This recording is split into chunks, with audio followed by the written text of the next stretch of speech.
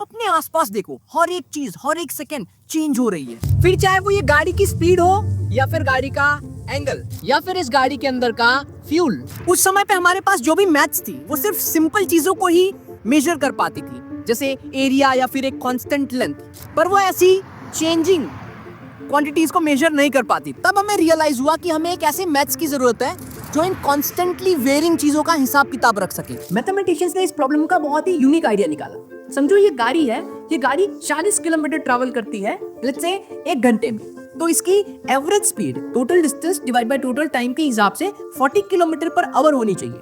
पर अगर मैं पूछूं कि इस पॉइंट पे जब ये गाड़ी थी तो इसकी एग्जैक्ट स्पीड क्या थी, उस पॉइंट की एग्जैक्ट स्पीड निकालना तो डिफिकल्ट है। पर अगर हम डिस्टेंस को छोटा करते करते इतना छोटा कर दें कि वो डिस्टेंस ही पॉइंट जितना हो जाए और फिर हम स्पीड निकालें, तो हमें उस पॉइंट की इंस्टेंटेनियस स्पीड मिल सकती है। और यही मैथमेटिशियंस ने किया।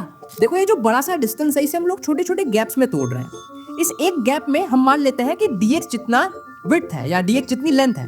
अब इस dx जितने लेंथ को ट्रैवल करने में मान लो कि dt जितना टाइम लगा है, तो इस पॉइंट को ट्रैवल करते समय इसकी जो स्पीड थी वो dx/dt थी।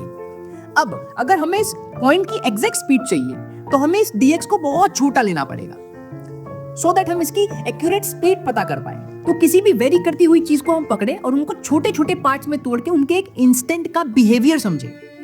इस आइडिया ने जन्म दिया कैलकुलस को। तो ये तो समझ में आ गया कि कैलकुलस हर जगह पे लगता है जहां पे चीजें चेंज हो रही हैं, चाहे वो व्हीकल का स्पीड हो या स्टॉक्स के प्राइसेस हो, मशीन लर्निंग, हर एक जगह पे।